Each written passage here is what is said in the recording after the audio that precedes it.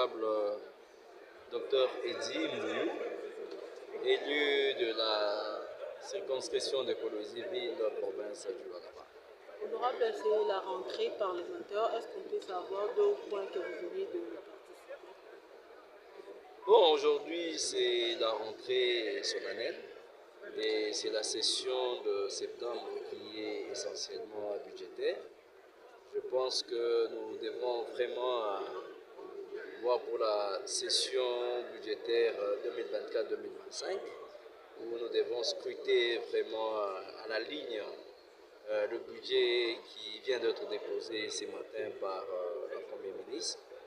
Nous serons là pour scruter ces budgets-là et voir si ça va répondre aux attentes de la population parce que vous savez, nous venons de vacances parlementaires où nous allons récolter les déshydratats de la population et nous allons voir si ces budgets vont rencontrer le problème soulevé par nos souverains premiers.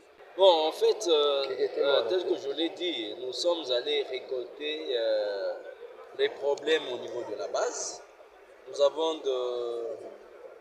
de problèmes saillants auxquels nous devons trouver des solutions au plus vite possible. Tel que je l'ai dit, moi je suis élu de la ville de Kolwezi, province du Lualaba, qui est vraiment une province purement minière, et qu'on s'est rendu compte que les exploitants artisanaux sont vraiment malmenés parce que toutes les concessions sont attribuées à des sociétés privées aux étrangers et les enfants du pays ne bénéficient pas de leurs minéraux par manque de zones d'exploitation artisanale.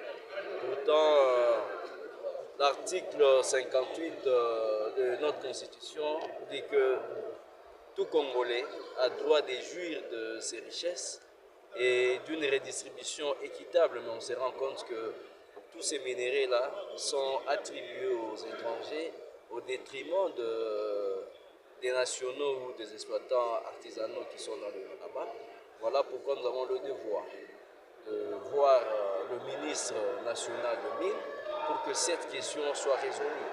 Parce qu'à l'inauguration du centre de négoce par le président de la République, il avait donné des recommandations fermes au ministre de Mines pour que les exploitants artisanaux puissent trouver des zones d'exploitation, mais jusque-là, cette question n'a pas encore trouvé de réponse. Oui, monsieur l'organe de la presse, je pense que je l'ai eu à le souligner que jusque-là, nous ne sommes pas encore en possession de ces budgets-là. Nous avons dit que nous allons voir si ces budgets vont rencontrer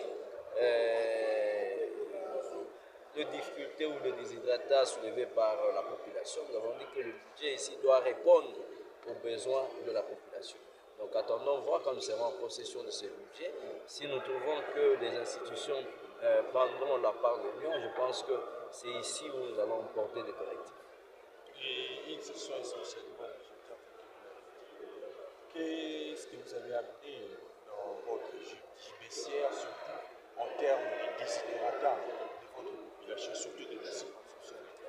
Oui, en ce qui concerne, je pense, quand nous avons eu à scruter le programme quinquennal du gouvernement, je pense que c'est en rapport avec les infrastructures où la population lualabaise s'est rendue compte qu'il y a au moins 12 000 km de routes qui seront construites sur toute l'étendue de la République démocratique du Congo, et c'est un contrat entre la société Sicomine et le gouvernement central.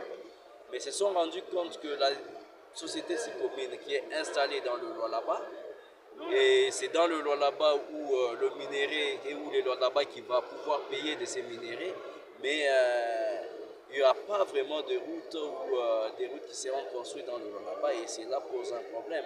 Voilà pourquoi nous avons aussi le devoir de rencontrer aussi les ministres des infrastructures pour que cette question soit aussi